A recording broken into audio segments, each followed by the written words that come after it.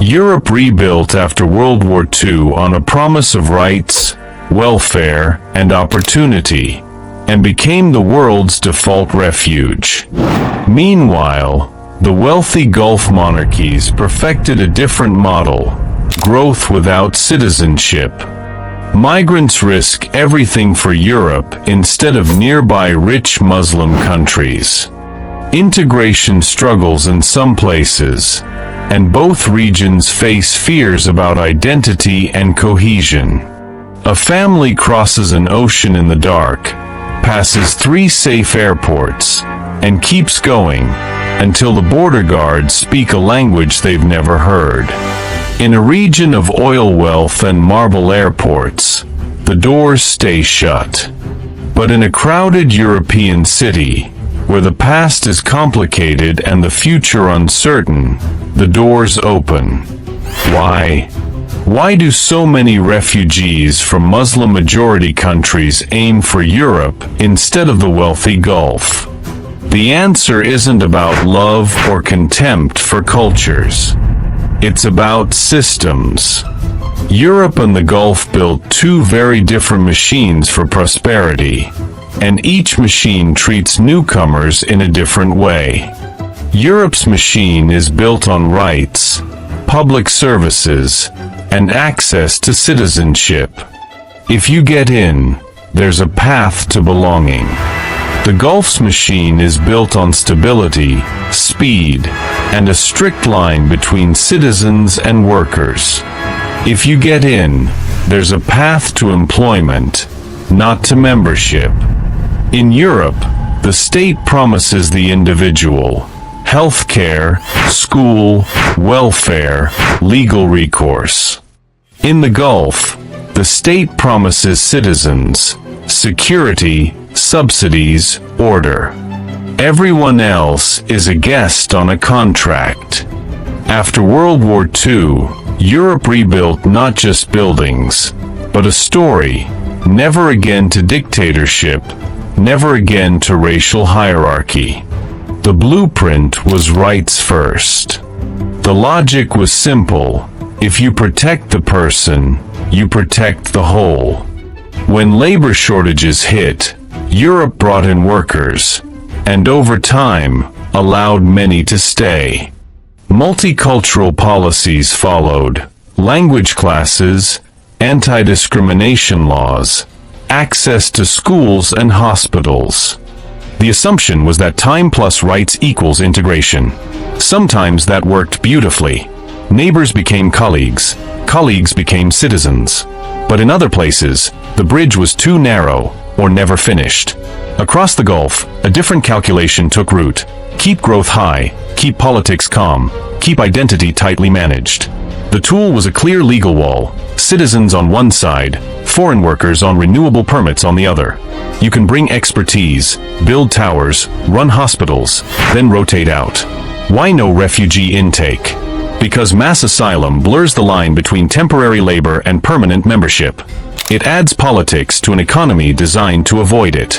The risk, real or perceived, is that trauma and activism arrive with the displaced, and the social contract, patronage, tradition, and monarchy, feels exposed. In short, the Gulf optimizes for control, not incorporation. Europe optimizes for incorporation, not control. If Europe is the refuge, why does integration still fail in some places? Not because people refuse to try, but because systems don't meet in the middle. Teach language first, job later, and momentum dies. People learn grammar, not workplace fluency. Months turn into years without that first payslip. Cheap housing clusters newcomers together. Schools mirror the postcode. Friendships, and networks that lead to jobs, never cross. When trust in public institutions is thin, community rules fill the vacuum. Strong, fast, familiar. But those rules can collide with national norms on gender, schooling, and the law. Local officials fear being seen as biased. They bend rules in the name of peace.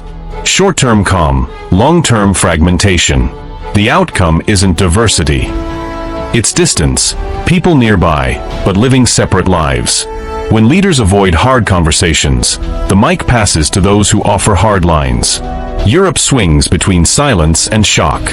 Silence, no standards, no clarity, breeds resentment. Shock, only border talk, ignores the craft of integration.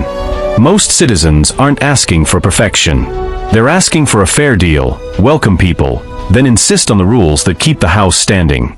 Europe's hard truth: rights without expectations dissolve into fog.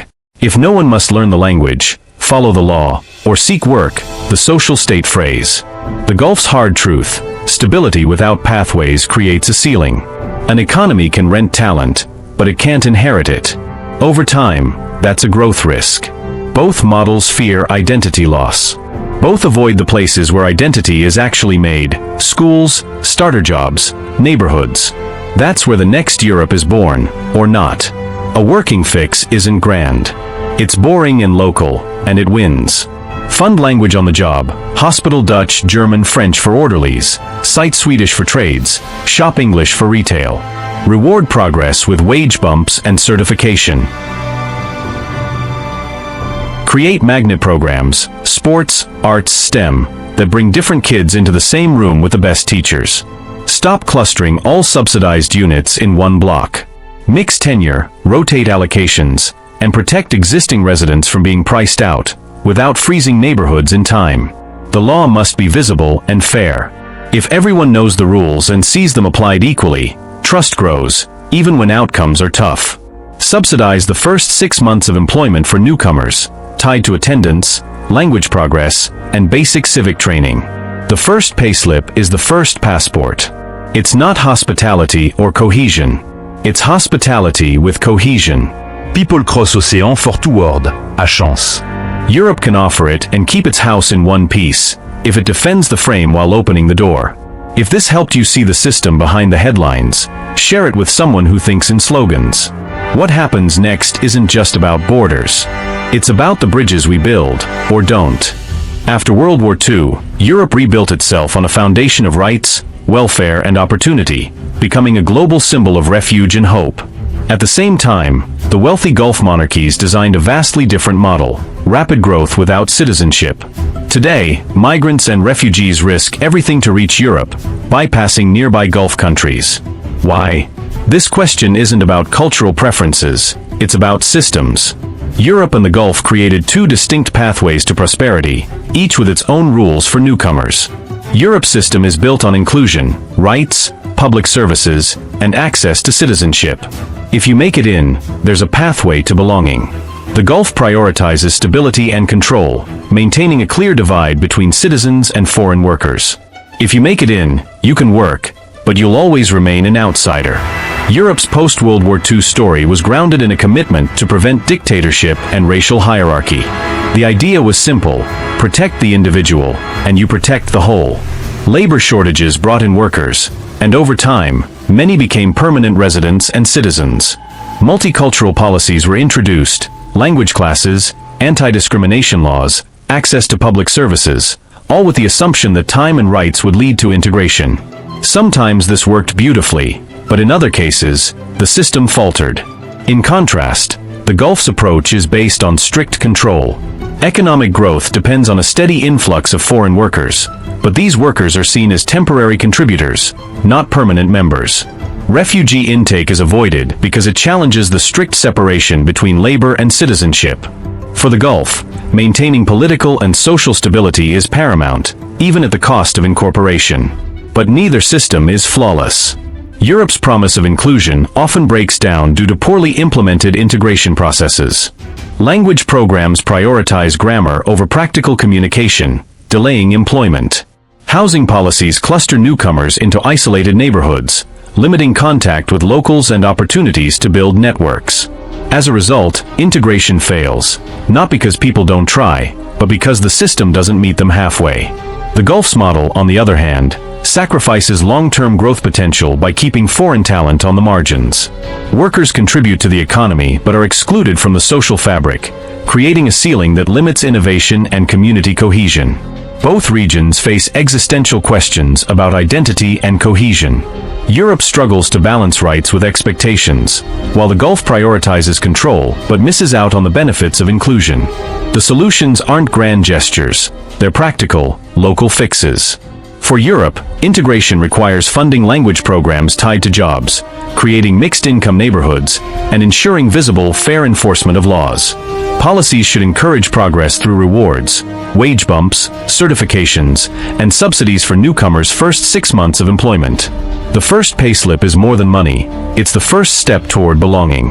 Meanwhile, the Gulf must decide whether its growth model can evolve to embrace inclusion without sacrificing its stability.